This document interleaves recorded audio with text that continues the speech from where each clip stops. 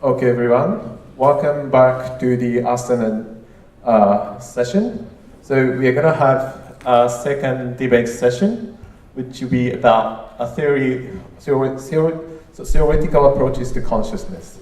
So there is a slight change in the program. So in the program, the first panelist will be Kengo here, but we actually switched the order. So firstly, Ryota is going to give a more positive argument about the usage of theory. And secondly, Kengo is going to give a rather negative story about the usage of theory. Ryota, would you start? All right, yeah, thank you very much. So in this brief talk, I want to give my opinion about what kind of theories are good theories of consciousness. And actually, a lot of it is inspired by integrated information theory. And actually, also, the general framework I'm going to present today was already discussed by Masafumi Oizumi this morning. So I think my talk will overlap a lot with what he discussed earlier this morning. So the problem of consciousness we want to answer is about the relationship between physical materials, like the brain, and our phenomenal experience. So bridging this gap is the ultimate goal of consciousness researchers.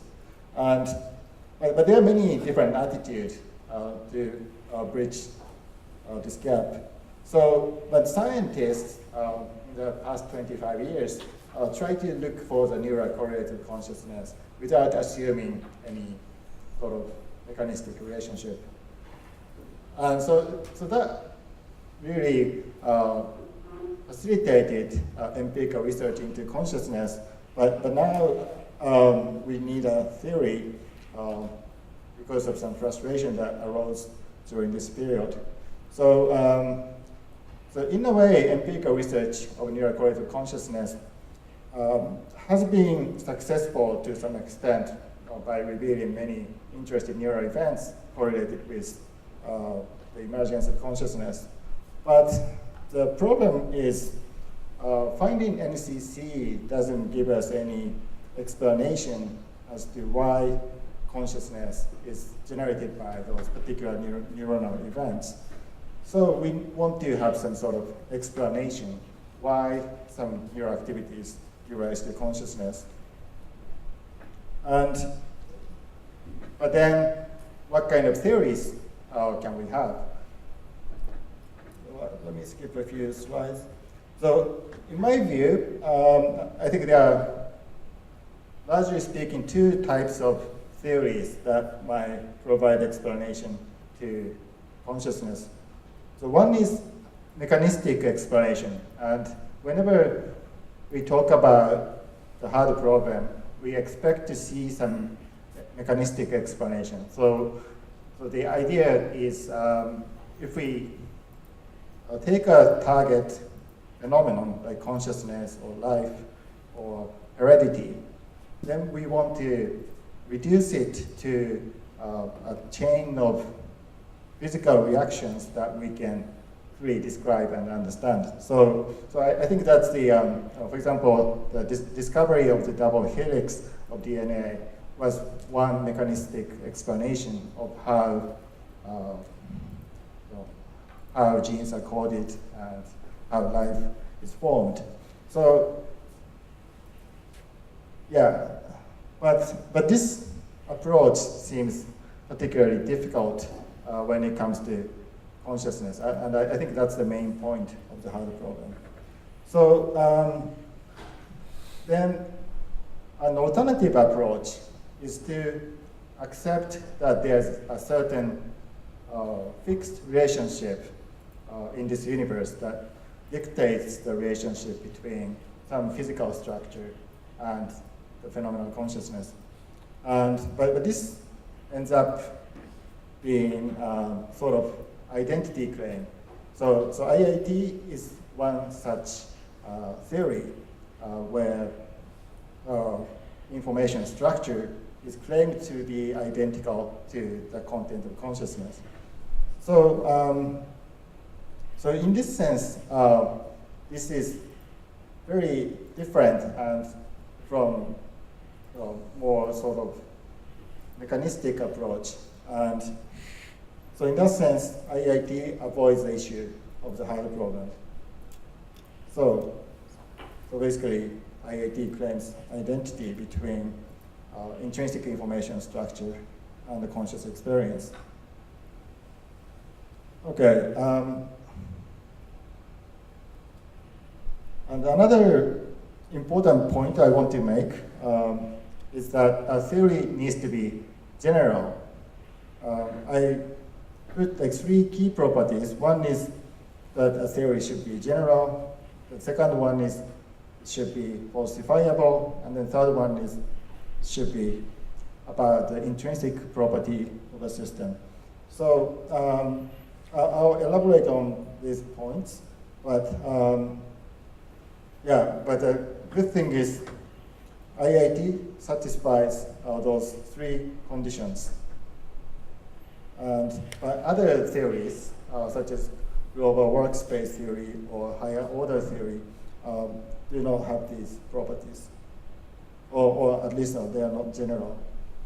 So what I mean by generality of a theory is that it needs to be applicable to a broad range of things, not limited to humans or creatures with a brain, but the theory needs to be applicable to more primitive creatures, trees, rocks, computers, and artificial intelligence. The reason why we expect this kind of generality is if we take this kind of identity-based explanation, it has to be part of laws of nature. So in that sense, this identity claim needs to be applicable to broad range of things. So in this sense, I think people who are sort of inspired by IIT tend to be disappointed by other theories because it's difficult to apply global workspace theory to rocks to test whether they are conscious. And so that's also true for higher order theory and so on. So for example, if we want to see whether there's any like information sharing or broadcasting, as in global works theory, exists in any arbitrary physical system, without a formal definition of what it means to broadcast information, then we cannot really decide. So in that sense, like many existing theories of consciousness feel very incomplete.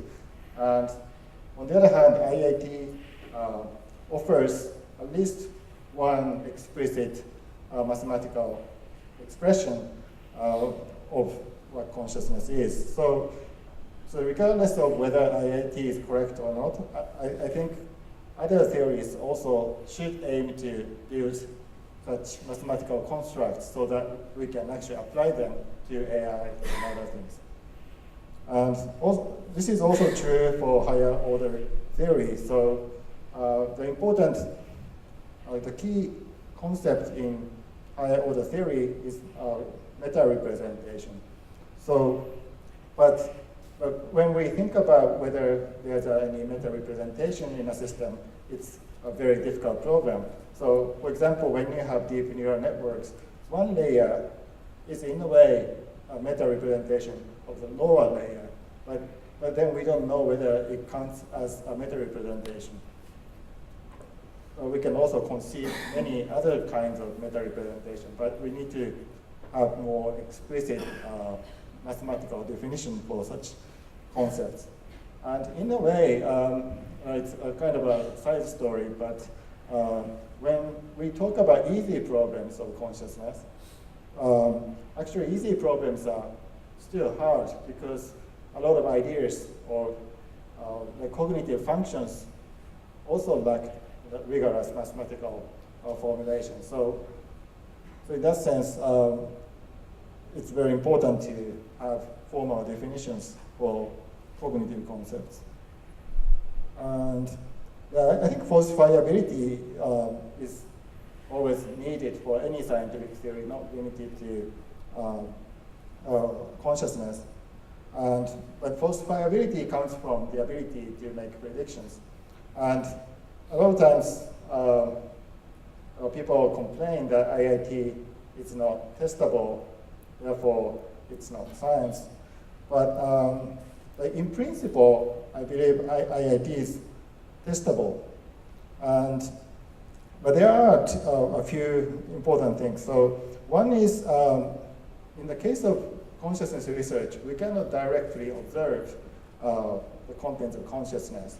So in that sense, testing the phenomenal consciousness is difficult, but this limitation is overcome if we consider testing experiences through our own consciousness. So maybe it's like what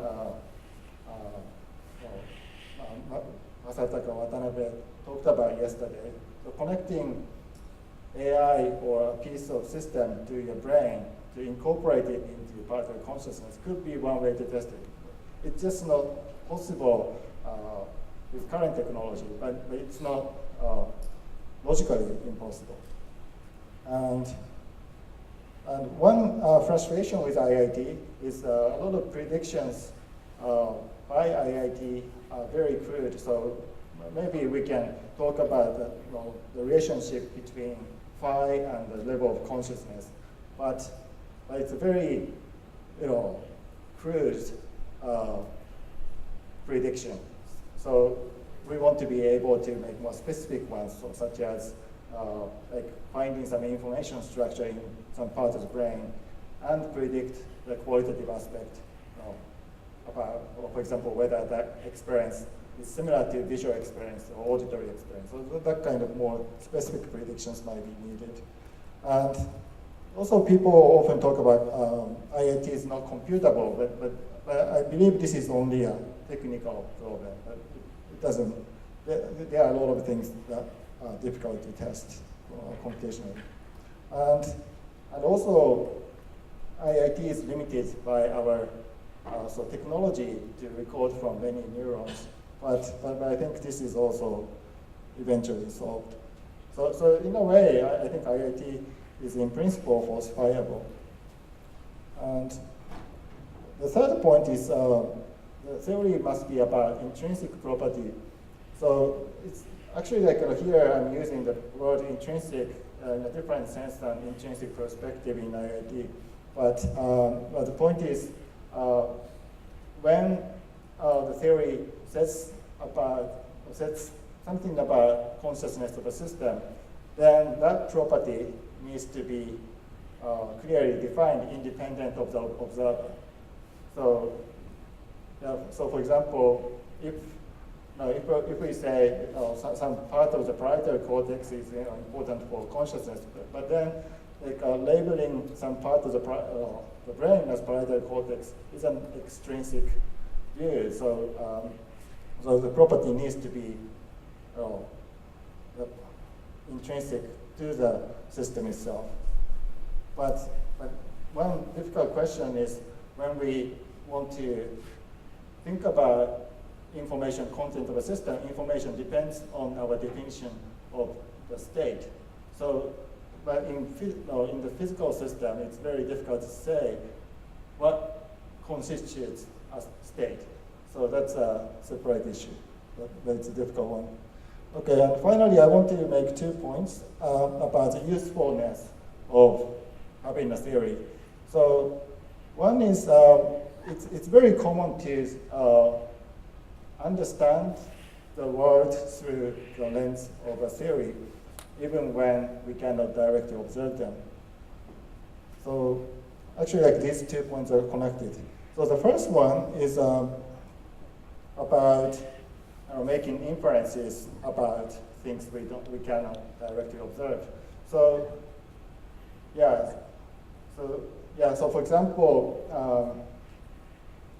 yeah, when we, let's say we apply IIT to measure consciousness in a smartphone, but then IIT predicts it's conscious, but then we cannot really tell whether it has any internal experience. So in that sense, it feels like it's impossible to test IIT that way. But on the other hand, we make inferences about things we cannot directly observe by applying our knowledge.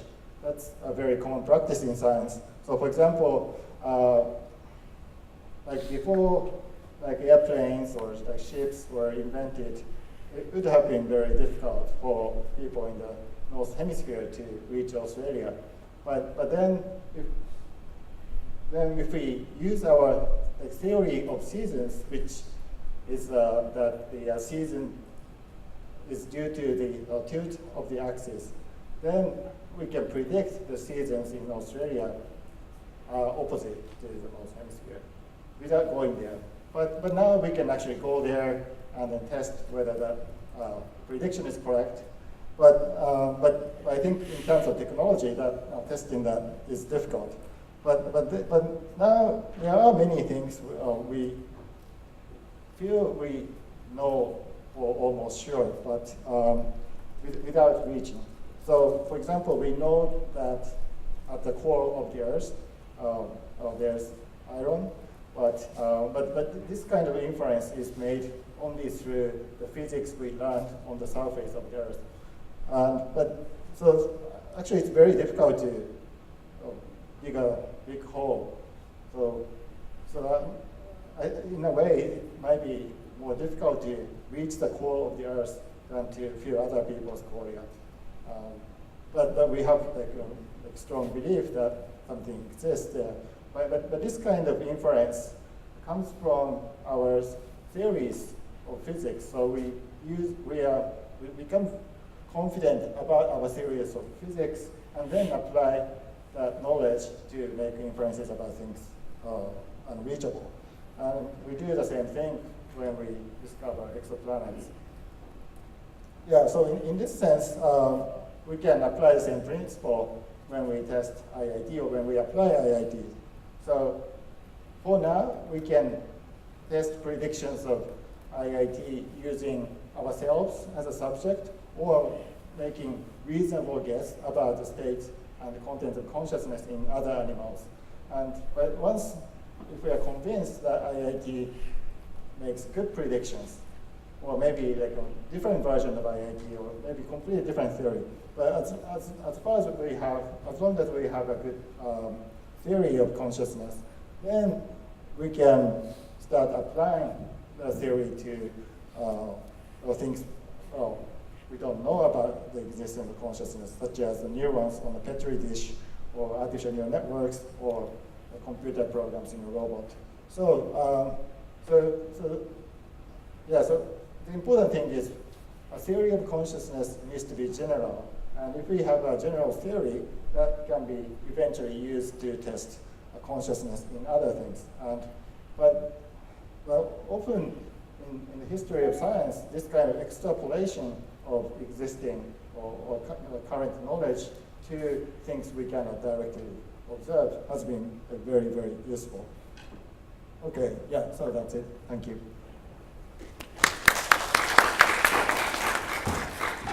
Thank you, Ryota.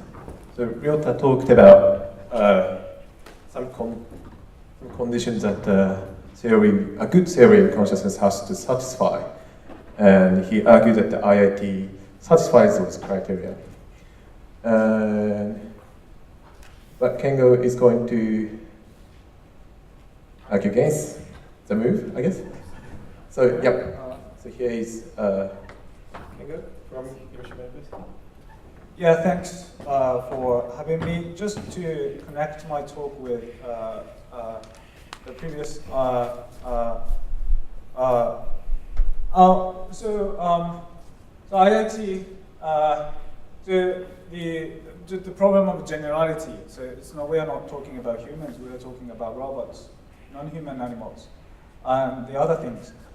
as I want to take up that issue, and I want to get into a bit more details about the problem of generality. And then I want to start by distinguishing two different kinds of questions about consciousness. So one kind of questions concern the relationship between what's happening in your brain here, and then what's happening in your consciousness. Okay, so these are familiar questions, I guess, familiar to you. There are different versions of the questions: mind-body problem, harder problem in consciousness, explanatory gap problem. So there are many different ways to express the questions. But basically, those questions concern the relationship between what's happening here and what's happening there. I want to distinguish those questions from the other kind of questions that are not really about what's happening here and what's happening there, but rather about the relationship between what's happening here, there, and then there. So basic idea is that we are pretty familiar with what's happening in our consciousness, like something like this is happening, but there are different kinds of consciousness. So bats are having some kind of consciousness, but bats' consciousness is really alien to us.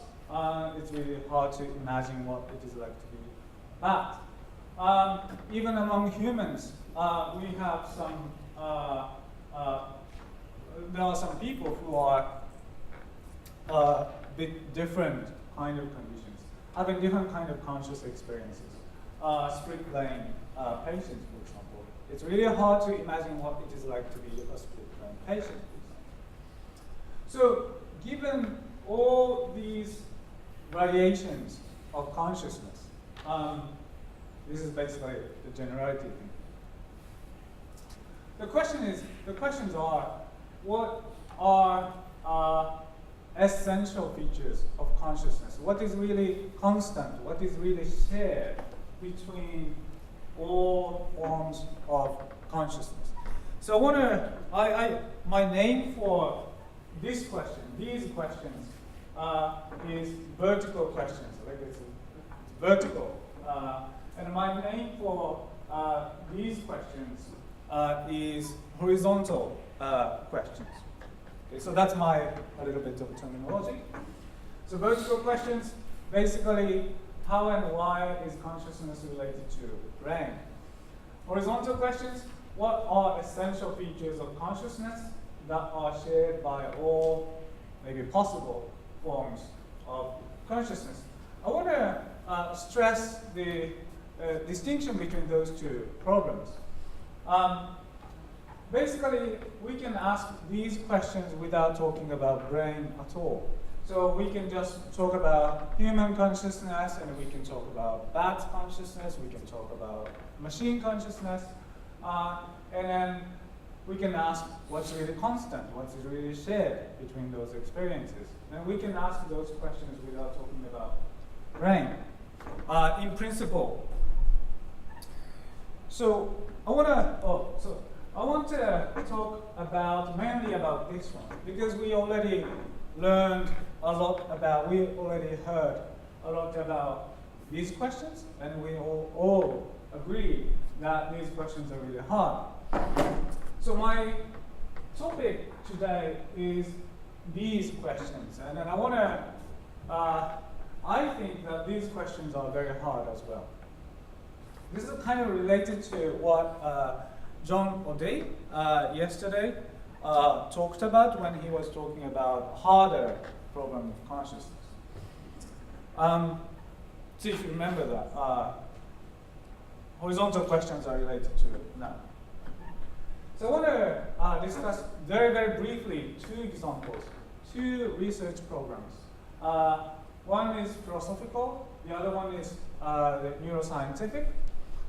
those programs, research programs that deal with horizontal questions. First, I want to begin with this guy, Husserl, Edmund Husserl.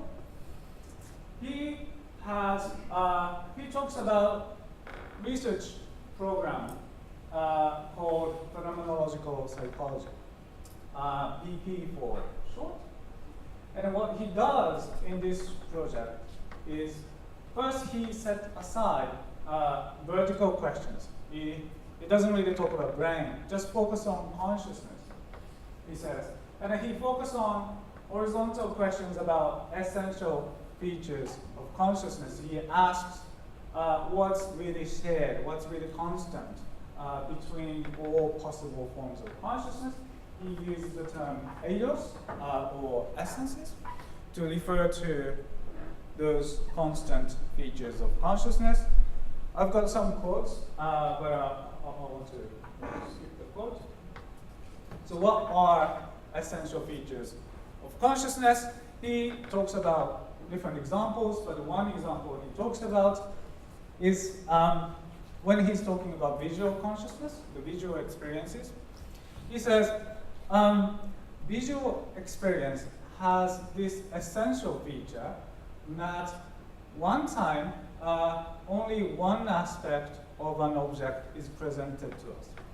And if you move your location a little bit, then another aspect of the object is presented to you, presented to us. And then move further, again, another aspect of the object is presented to you. And then Husserl argues that this kind of continuation or succession of different aspects presented to us, presented to you, this is an essential feature of visual awareness or visual consciousness. He says, even God, if he is visually conscious, his visual consciousness has to have this kind of feature. Like each time, in each moment, only one aspect is presented to you. It can't be the case that all aspects are presented to you at one time. It can't happen. It will never happen even if you are God. So that's one example of the essential features of consciousness he talks about. IIT, so this is my scientific example. So we already heard from Oizumi-san and Kanai-san about basic things about IIT. So they do not begin with vertical questions. If you remember Oizumi-san's talk, he says they don't begin with brain, and then how they don't really ask how brain activities can lead to conscious experience. They don't do that. So they do not begin with vertical questions. They rather begin with horizontal questions about essential features of consciousness. So they begin with axioms. The quotes are, but I'll just skip the quotes. So these are the axioms we already heard about these axioms. So the crucial thing is that these are essential. These are supposed to be essential features of consciousness shared by any form of consciousness, including octopuses and a vegetative patient, vegetative state, patients in the vegetative state, and so on, implants and maybe machines. Any form of consciousness has to have these features. So I want to draw your attention to the kind of interesting similarity between Husserl's project and IIT. Of course, this is only the beginning of IIT. We already heard about that as well. So Husserl says, okay, so we set aside vertical questions. We want to focus on horizontal questions about eidos. IIT people say kind of similar thing, like they don't begin with vertical questions, they begin with horizontal questions about essential features.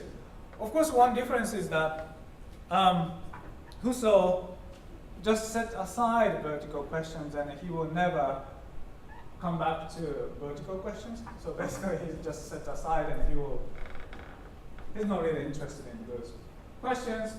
On the other hand, IIT people do not begin with vertical questions, but they will come back to vertical questions. So they begin with horizontal questions and then they take our answers to horizontal questions to be informative in thinking about vertical questions. So that's the way in which IIT people connect horizontal questions with vertical questions. So that's the difference between Husserl and IIT, but otherwise kind of similar. Two crucial commitments in IIT. One is metaphysical. So metaphysical commitment is that axioms are supposed to be applicable to all forms of conscious experiences, including octopuses and plants and machines. Axioms are supposed to be really general, universal. Epistemological commitment, the commitment about how we identify those axioms. So they say axioms are identifiable as self-evident truth. So they are self-evident, so we can discover, or we can relatively easily discover these things because they are self-evident. So this is epistemological commitment. But I guess not just me, I guess lots of people have worries corresponding to metaphysical commitment and epistemological commitment. So metaphysical worry is that are there any axioms in that sense at all? Are there any essential features of consciousness which is shared by all different forms of consciousness? Are there any? Can we really assume that there are some axioms? Epistemological worry is that even if there are some axioms, do we have capacity to identify those axioms? They say, the IIT people say they are self-evident, but remember, so those axioms are supposed to be applicable not just us, but octopuses, implants, and then like a vegetative state patient. And then, do we have any direct good access to what's happening in octopus, in octopus brain, the implants? I think this kind of self-evident approach makes some sense as long as we are talking about us. We have good access to what's happening in our head. But once we talk about this generality thing, so once we talk about octopuses and implants, vegetative states, then I guess nothing is really self-evident. Maybe the consciousness happening here is radically different from what's happening in us. So that's epistemological worry. I've got some quotes from Tim Bain in his recent paper. So one question that I want to ask and I want to discuss with you is, can we respond to those worries, metaphysical worry and epistemological worry? Maybe we can, I don't know, maybe we can divide and conquer. We can set aside octopuses a little bit, and we can just start with humans, and then we can have some satisfactory theory about humans, and then we can start from there. Maybe can we do that? That's one kind of question that I want to ask, I want to discuss with you. A little bit more on epistemological question before I finish. So, epistemological question, how do we identify axiom or ADAS? Remember, we are not just talking about us, we are talking about octopuses, machines, implants. How do we know what's really happening in different kinds of creatures or different kinds of entities? IIT it's not very informative, because they only say, yeah, axioms are self-evident, but that's not very helpful answer, that's not super informative answer. Husserl is a little bit more informative. This is kind of interesting, because Husserl is the guy who is really obsessed with methodology. He always talks about methodology. He likes to talk about methodology. He talks about methodology all the time. So he talks about the methodology of identifying eidos, basically.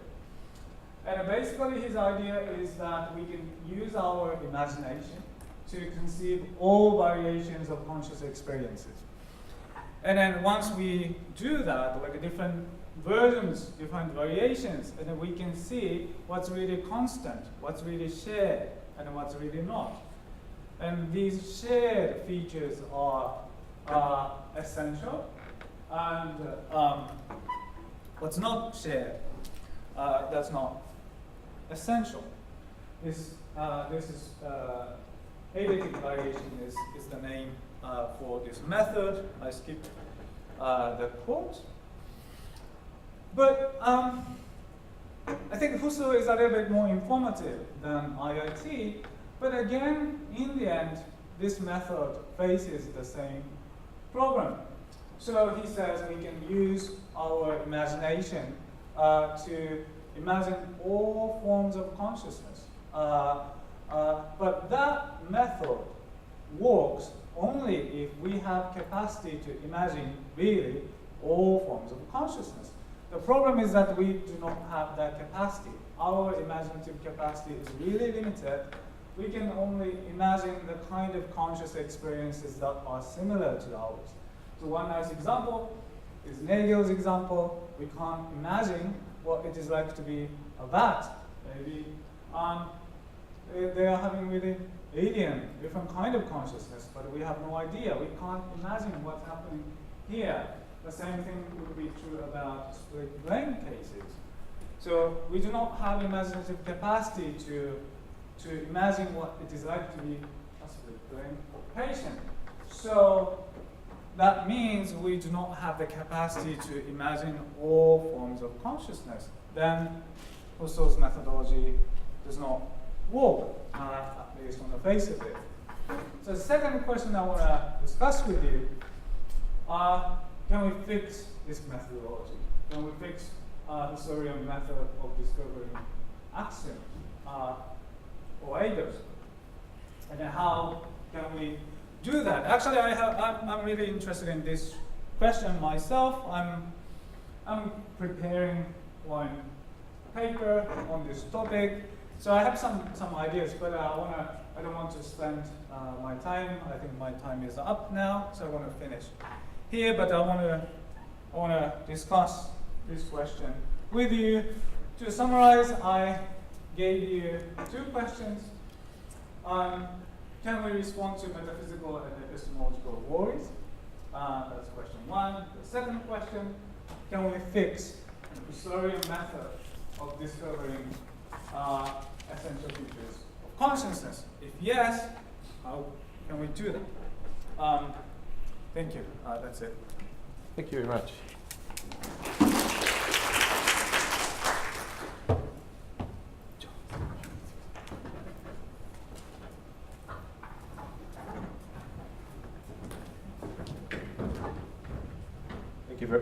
Thank you very much, Kengo. It's the really conflicting point between your talk. So I think the people have a lot of questions or opinions about what you guys just have talked. Are there any questions or comments?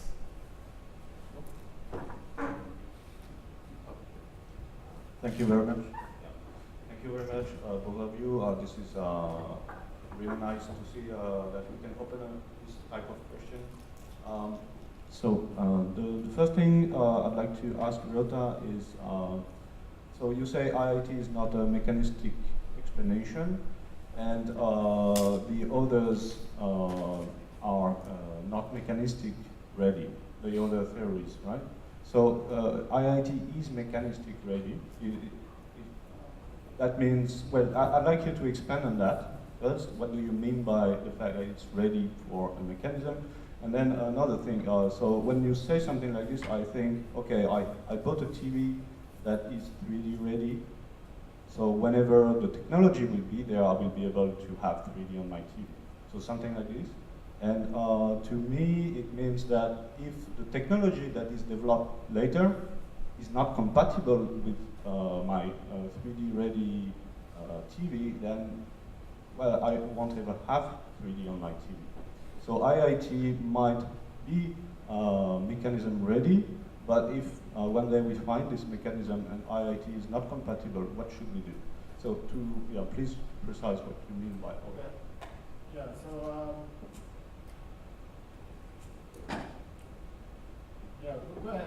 I should have explained what I meant by mechanism ready. So that's a slightly different concept than mechanistic explanation. So let me try to clarify. So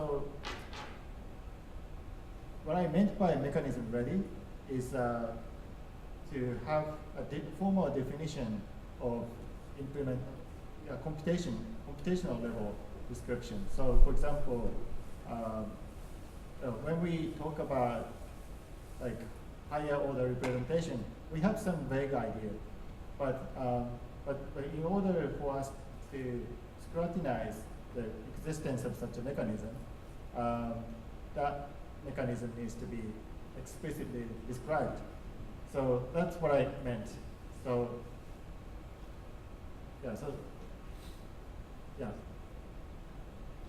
So in that sense, for example, the concept of integration in IIT is mechanism ready, but I didn't mean that IIT is a mechanistic explanation. It's not. It's not. Yeah, so actually, like, I confuse you by using like similar words in two different contexts. So IIT is not a mechanistic explanation of phenomenal experience. So it doesn't explain why phenomenal experience happens, but instead it claims that a certain type of information structure present in a physical system is corresponds to phenomenal experience. So that's a kind of identity theory. But then I think a lot of complaints about IIT is it doesn't provide mechanistic explanation. So in a way, it doesn't encounter the hard problem, but it avoids the hard problem. So there's some sort of a sense of unsatisfaction that IIT is not actually explaining it because it just claims that this is consciousness. I think it's perfectly fine if IIT doesn't aim for explaining the phenomenology. It's not a problem because other theories don't explain it either.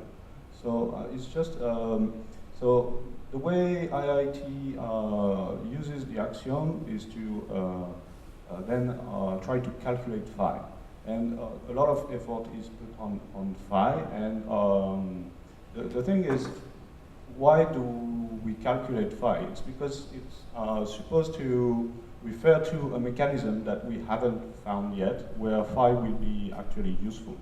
And in order to compare the actual mechanism that we will implement in a machine, for instance, then we can say, yeah, we can use IIT to show how much this machine is conscious.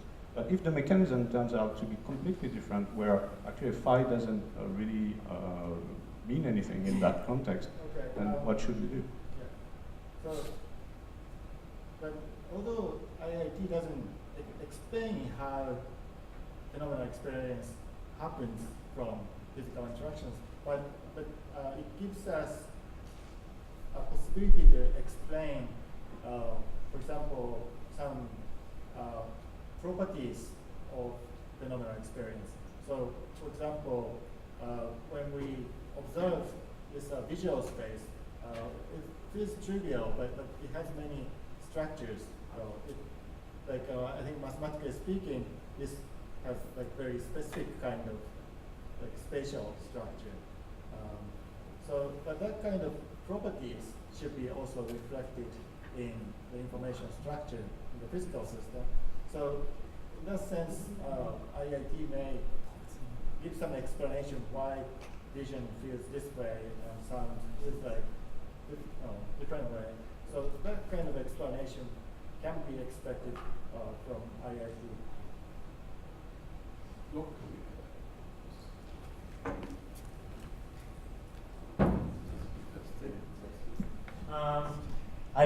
I have a question for each of each speaker.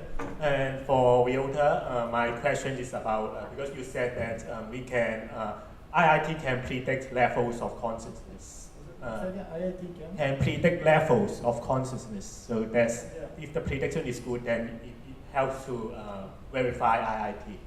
So my question is, do we actually have a robust or a good idea of levels of consciousness independent of IIT, which can be used to prove IIT? So just for example, when we think of cases like, if I just had a lunch and I'm more tired, does that mean that I'm less conscious? Or people have meditations, and some practitioners claim that they are more conscious, some practitioners claim that they are less conscious. So it seems that it's not clear to me that we have an idea of levels of consciousness which is independent of IIT, which can help us to verify IIT. So can I ask also another question first for another speaker? Sorry. So I can see that there's a difficulty for taking all kinds of consciousness into account. That maybe IIT can just be less ambitious and focus on these kinds of consciousness. So why should we consider all kinds of consciousness, and why should that be the ambition of IIT? It seems that if the IIT field is just say that I'm less ambitious, then they can avoid the problem you mentioned. Okay, so let me take the first question. So, to know the level of consciousness, we need to rely on very obvious cases, such as awake versus sleep, or anesthesia, or coma. So, I mentioned in the slides that IIT's predictions are still very crude. I think that seems to be one of the complaints I encounter when, or some sort of disappointed I see when I mentioned that a possibility of testing IIT depends on distinguishing sleep versus awake. But I think that's the first step. But I'm aware that to test the theory more rigorously, we need even finer predictions. So being less ambitious is one way out, obviously. Well, I don't rule it out. But one concern is that, so if you look at the paper by Tononi and Co, so they say 2016 or 15, or I forgot exactly. But so the reason why, so they begin like this. So we can't do NCC approach anymore. Why is that? They say, okay, but look at, maybe it's useful actually.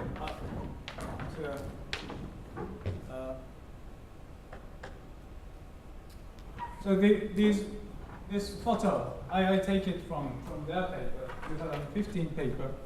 So here's their argument. Okay, so NCC approach does not really work because look at all these cases, and if you look at NCC, physical basis, it's all different. So, I mean, if you do this, you will never get the general theory of consciousness. That's the reason why we can't begin with brain. That's the reason why we need to begin with consciousness. That's their main argument in the paper. But given that's the way they motivate their approach of starting from consciousness rather than NCC, for example, it's kind of drawback, serious drawback to, we are not very ambitious anymore. We can just talk about humans. But then what about this argument? So that's one concern I have. Like, so basically, if they become less ambitious, then they lose the main argument, actually the argument they actually use to motivate their approach in the first place. So that's the concern I have. But of course, I don't rule it out.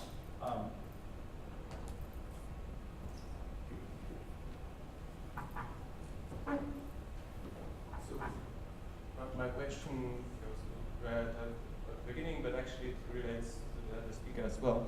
So I'm just like wondering if you can elaborate a little bit more on this mechanistic explanation, the meaning of it.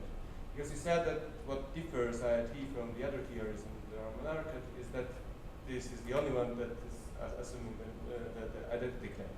But actually, if you look on the mechanism itself, it seems that only the way that we go into defining the mechanism is different. But actually, the mechanism itself that is found is kind of similar to the recurrent processing. Because there we also got like a kind of mechanism in the brain that is just like taken as granted as kind of the proof and the necessary condition for consciousness becoming present in the system. So you came to the solution from the different point of view. So here in IIT you're starting with phenomenology, and in a recurrent processing account you're starting from the analysis of the brain activation. But then the result is in a sense the same. So you get the mechanism actually. This mechanism is responsible for awareness, and I do not see that it's actually related to the identity claim. And this also relates, if I can continue and relate to the other speaker a bit, it's also related to the question about the generality. So if you're just assuming the identity, that is even more problematic from the generality point of view, because it means that you have like the totally different awareness in a system that has another, I'll say, the brain, another system that realizes the consciousness, right? Because if you have some the identity, the experience supposed to be like significantly different, right? Okay, so yeah, maybe I also need to clarify what I meant by mechanistic explanation. So in my opinion, there's no mechanistic explanation in current theories of consciousness, because we have no explanation why certain physical interactions produces this phenomenal experience. We can only talk about some sort of like functional mechanisms which seem to be associated with consciousness. So for example, let's take metacognition. So if we take metacognition, we can have mechanistic explanation of metacognition by like analyzing how neurons implement this kind of metacognitive judgment. But then that's an explanation, mechanistic explanation of metacognition. But then if we assume metacognition is a sign of consciousness, then there we are making some sort of identity claim. So in a way, also like in IIT, of course there must be some mechanisms that support integration of information. So that's a mechanism.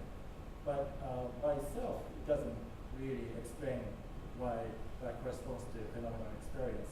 So that's what I meant by mechanistic explanation. And I think it's probably very difficult to come up with any mechanistic explanation.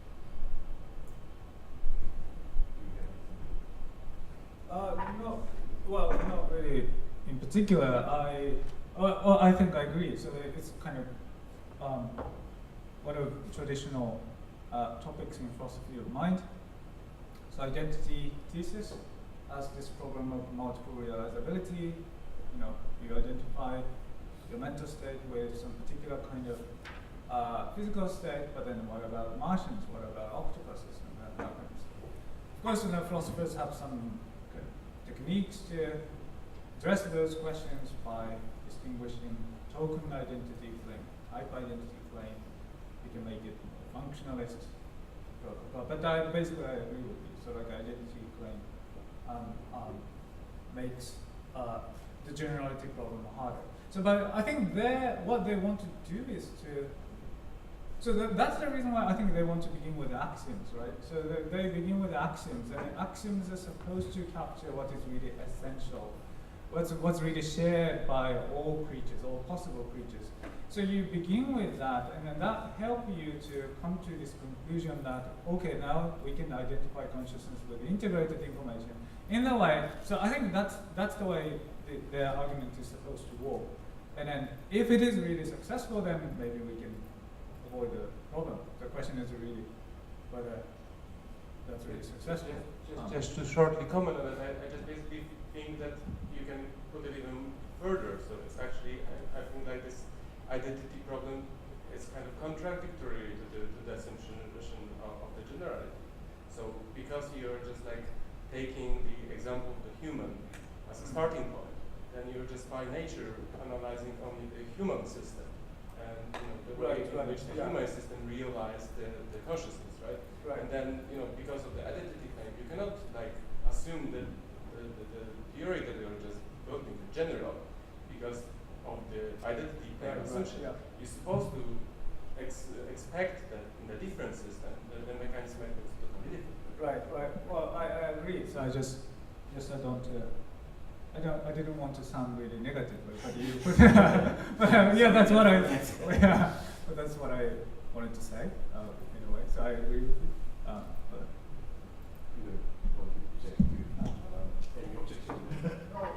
I got the impression, in your talk, IIT has a program with this horizontal question.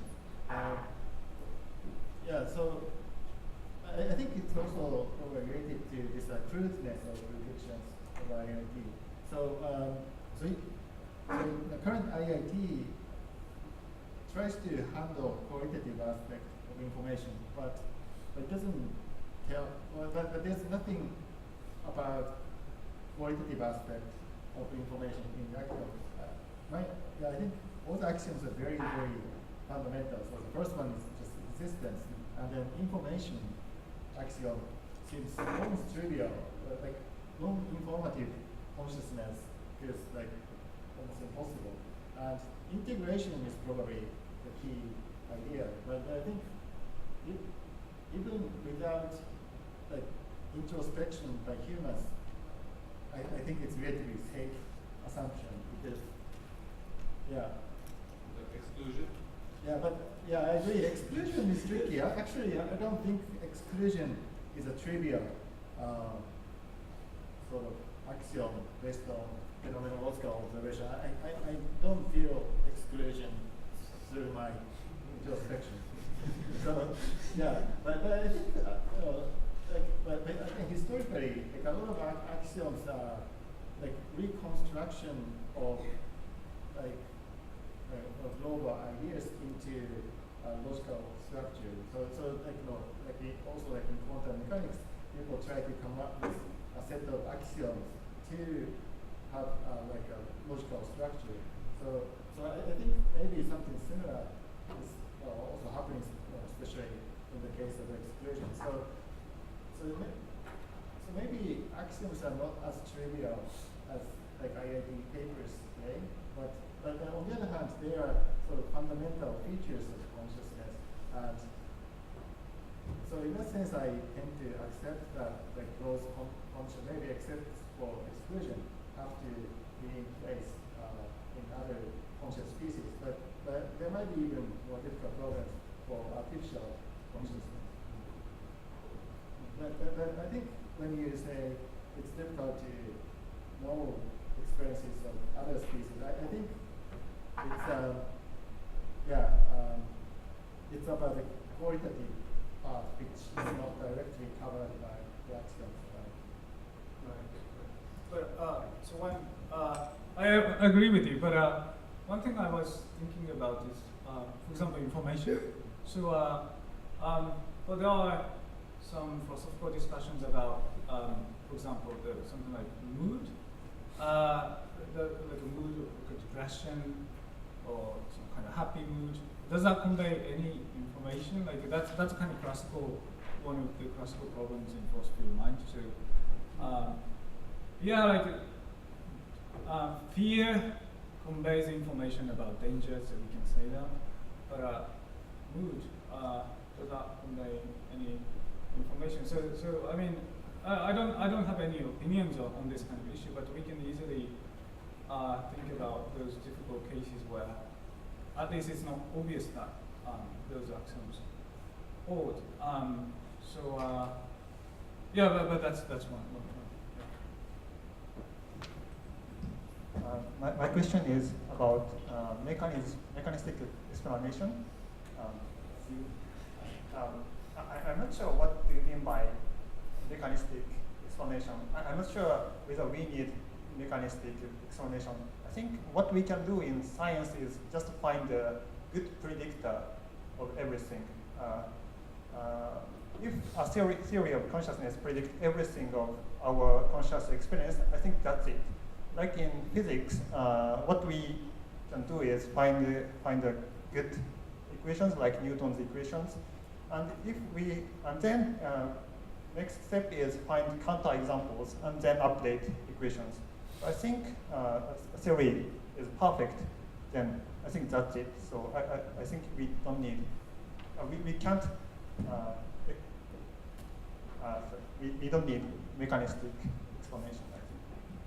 Yeah, so in a way I agree, but I think the problem is when we keep thinking about how to program, I think the implicit expectation is that we come up with a mechanistic explanation, as in biology.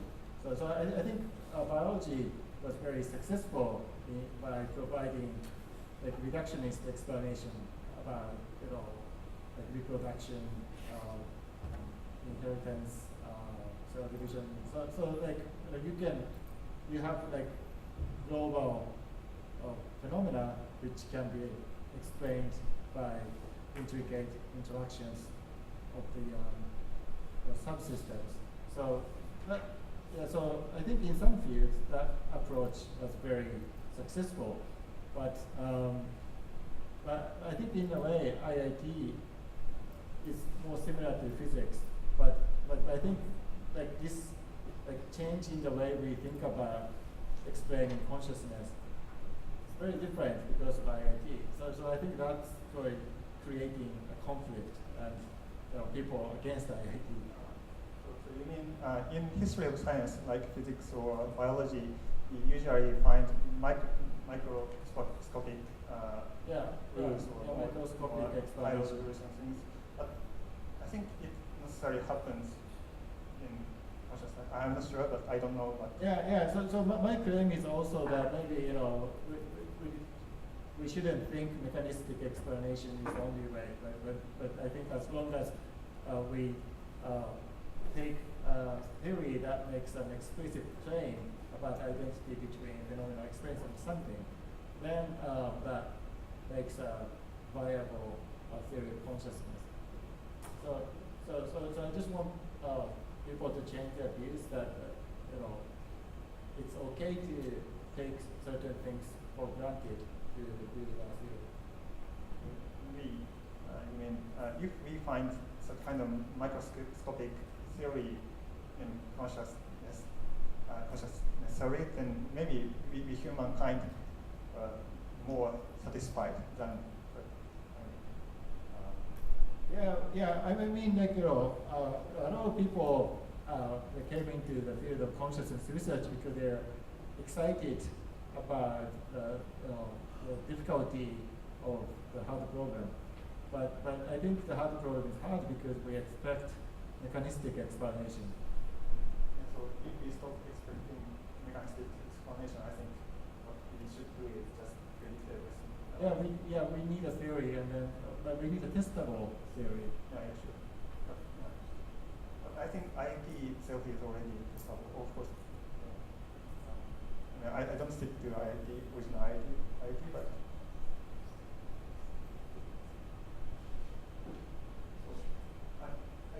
I think a theory doesn't have to be mechanistic to be testable. So it doesn't have to be mechanistic. So maybe I also induce the same confusion. So what I meant, okay, so maybe I shouldn't have used the word mechanism ready. It's a different concept. Yeah, so what I meant by that is like formally defined.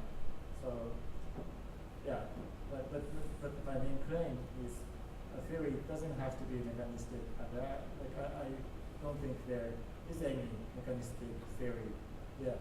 But instead of expecting to build a mechanistic explanation, we can find some sort of best candidate for this identity. Yeah. I saw here there maybe.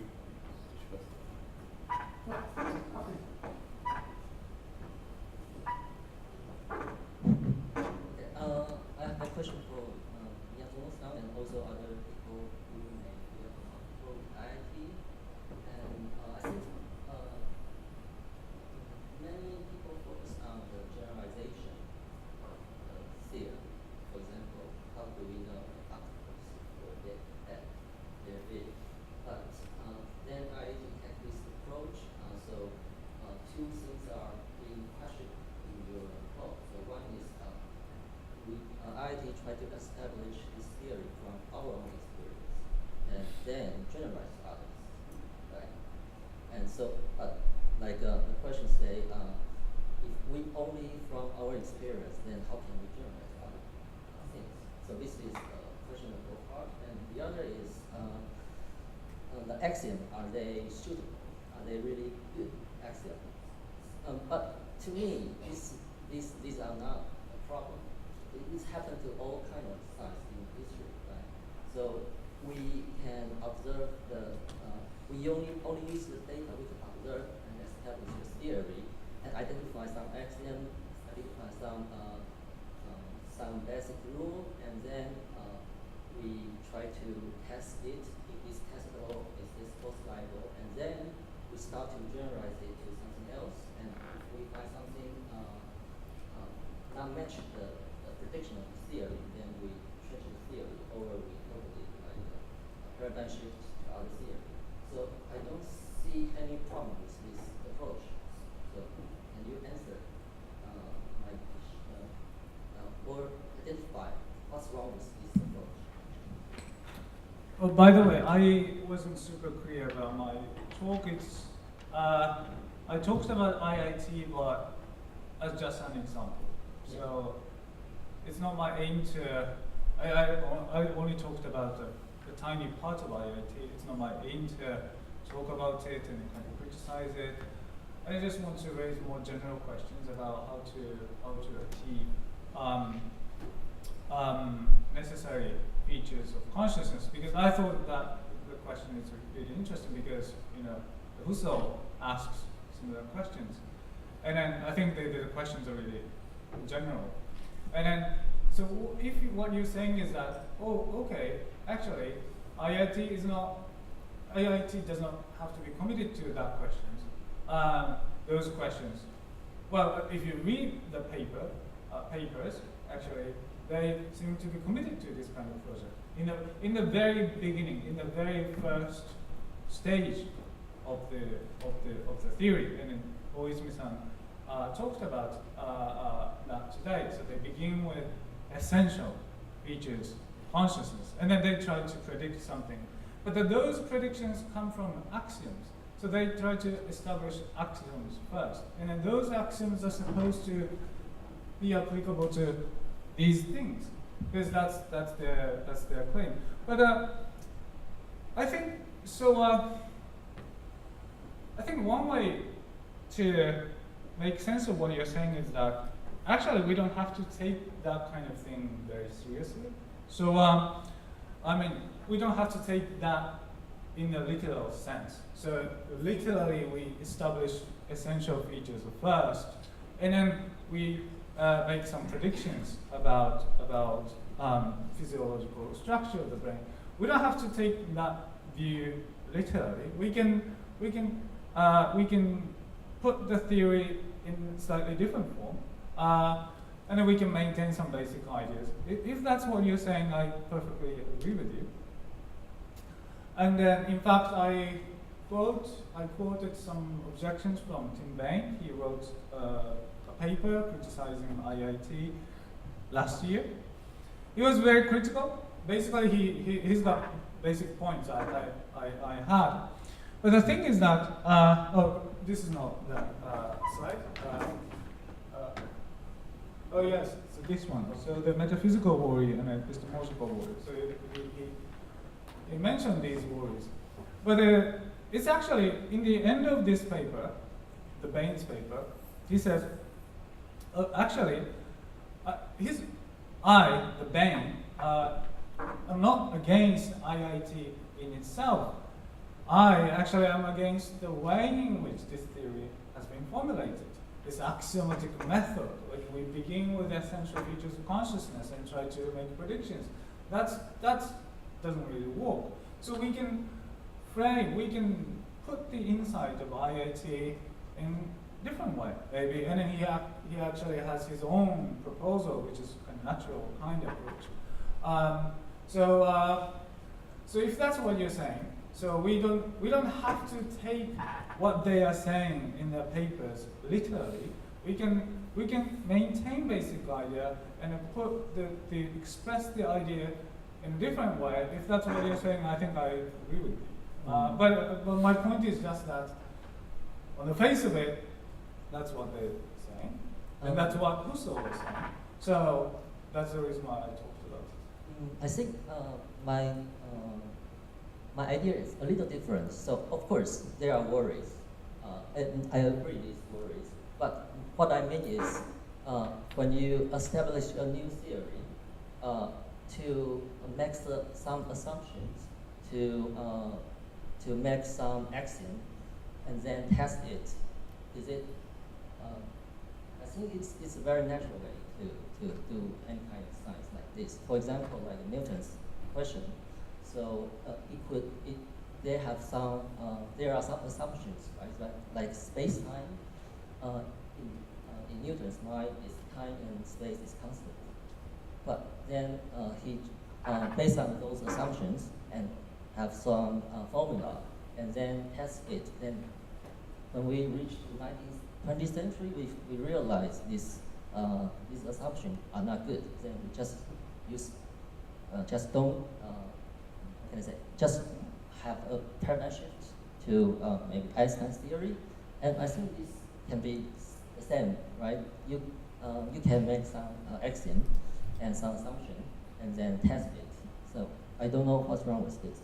So well, I think I'm going to repeat myself, but I want to make my point clear. So two things. One is that that's different from what they say in their papers. So they say, so they begin with axioms. What are axioms? Axioms are essential features of consciousness which are applicable to all forms of consciousness. So the Kanai-san just talked about those axioms, kind of not terribly informative, kind of like information, existence, information, integration, but the assumption is that these are supposed to be applicable to all forms of consciousness. But and then they begin with, this is my first point. So I'm kind of repeating myself. So what I'm saying is that if what you're saying is that, okay, so we can put the theory in a different way, in the way you're talking about, and we can solve the problem, I agree with you. So that's what I said earlier. So that's one thing. The second thing is that, the second thing is related to what I said in response to one of the early questions. So in this paper, 2015 paper, so they criticized NCC approach by saying that if you start from NCC, you're not going to get generalization because the NCC is really different, right? So that's what they take to be the main advantage of starting from consciousness rather than the brain. But one concern I have about your proposal is that if you go in that road, okay, so we can begin with something, and we can test it. If that's wrong, we can change it. But then I think that approach is also available to NCC people, right? So if you can begin with NCC of humans or something, and then we can have some theories about what kind of physical things are correlated with consciousness. We can test that. We can revise that. So I don't rule out what you're saying is, but what I'm saying is just that if you go that way, I wonder, my concern is that they lose what they take to be their main advantage, of their approach. So that's my concern that's related to one of the earlier questions.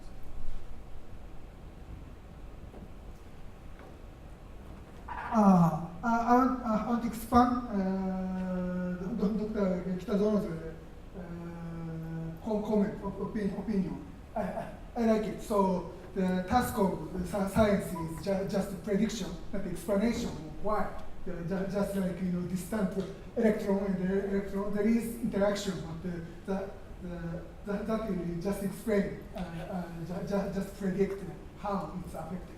So, but the consequence of this opinion is we don't. All we need is just one-to-one mapping of brain state and conscious state. So that's exactly NCC project. If it is this isomorphism, isomorphic relationship, and the precise mapping table of brain states and conscious states is built up, is established, meaning that we can completely predict the conscious state from brain states. Then, that's all we need for prediction, not for explanation. Some kind of computational theory may explain how this kind. Of course, this is too complex. We can reduce the degree of freedom, having a bit more computational theory, but in principle, it's just a one-to-one mapping. I don't like the idea, but how to reject this kind of reductionistic view? That's my question, comment. Yeah, but if you say one-to-one mapping, like it could be just a list.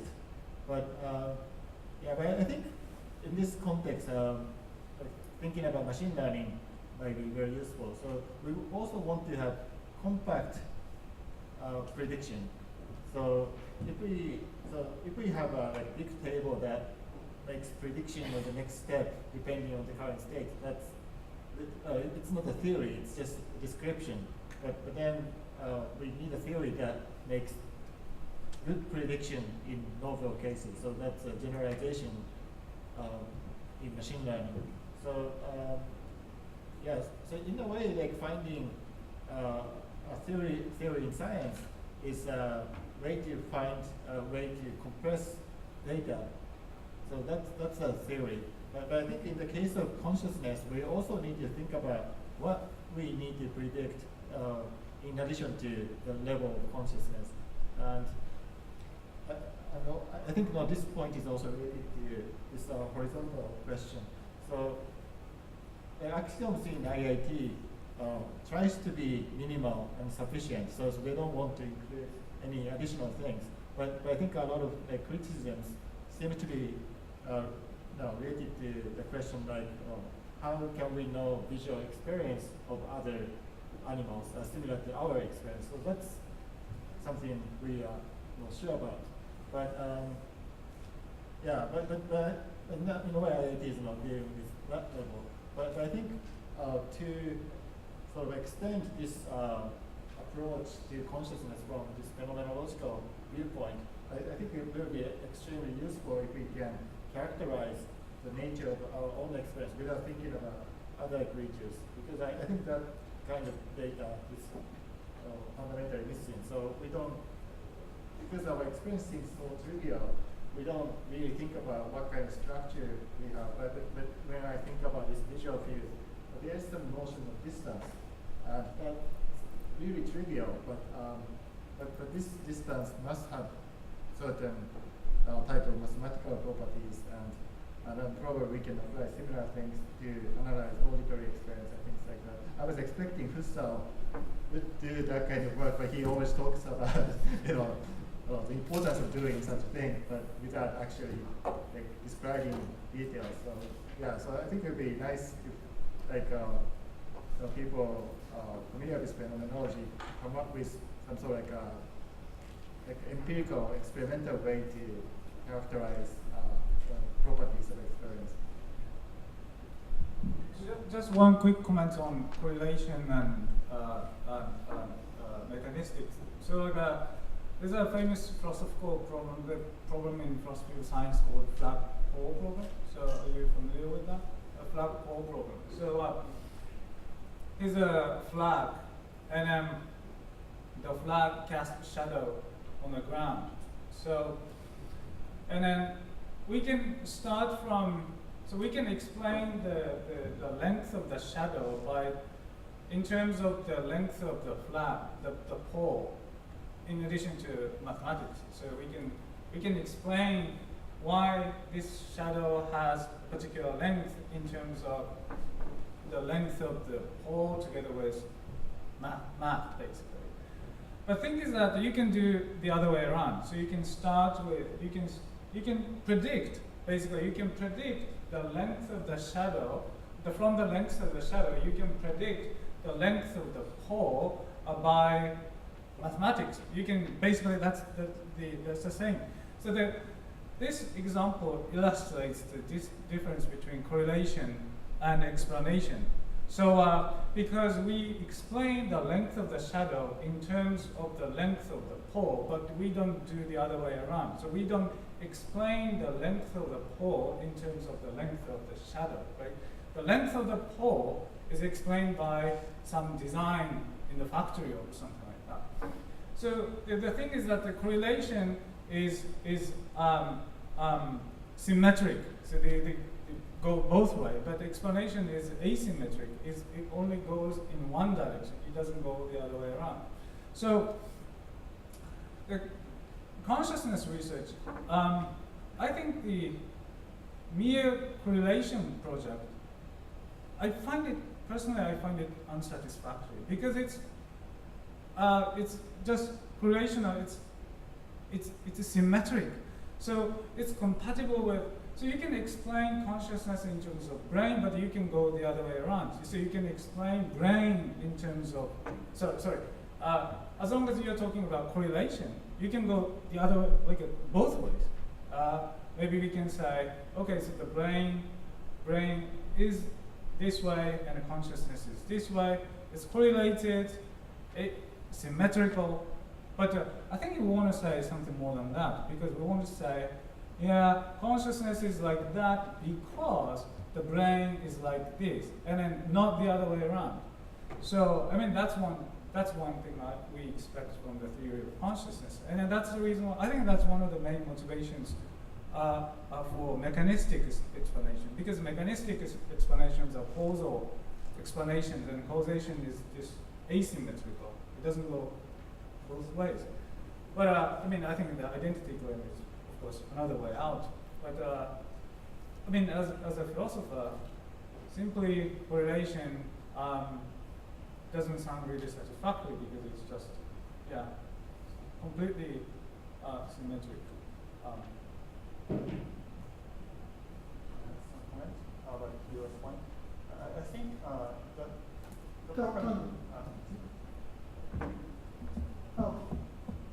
I think the problem in the example of black is that if we only consider the length of light and shadow, of course it's symmetric.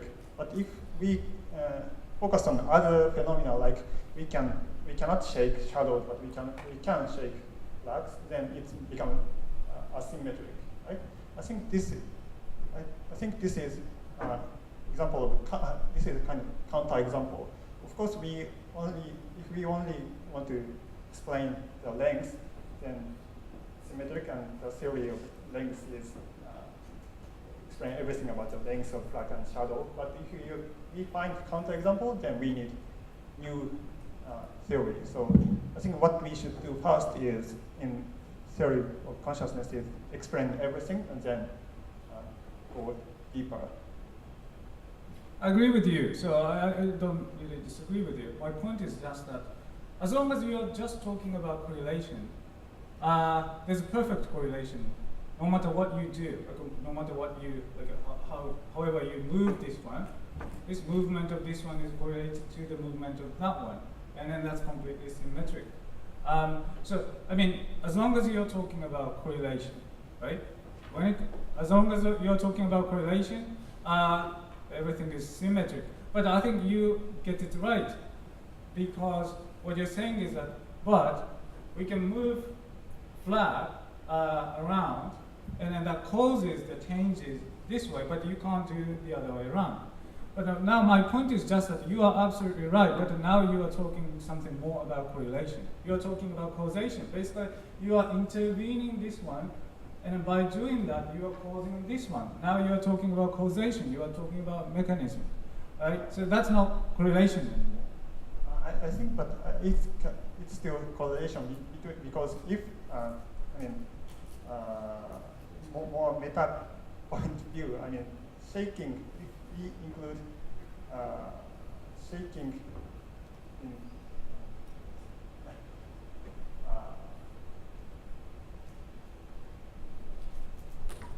if we take into account the agent that try to move light or shadow and consider everything as a system, then there's no because with the asymmetry, there's correlation becomes smaller. The agent cannot shake shadow. Right.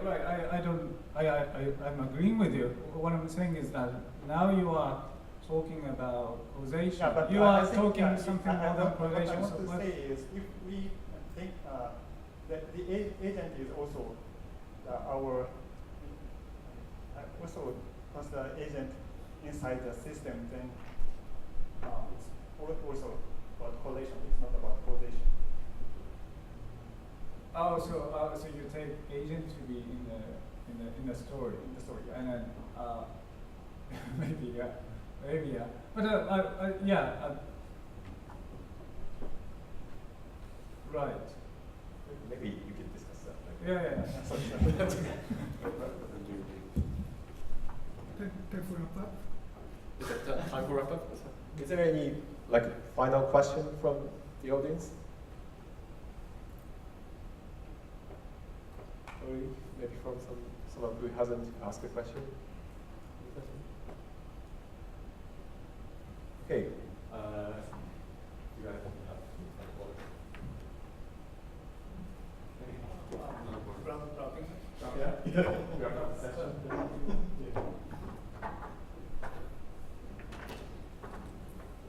Yeah, so I guess one thing I really wanted to sort of explain in this session is that maybe the kind of framework, the general framework offered by IIT is kind of unique, but I think this aspect is kind of overlooked, but it doesn't make IIT right. But instead, we can use theoretical framework of IIT and then construct possibly other theories of consciousness. I think that should be more freedom in terms of coming up with wild ideas about potential constituent of consciousness. But to do that, I think the framework of IIT is very useful, and I think this value is, should be more appreciated. Oh yeah. I didn't expect.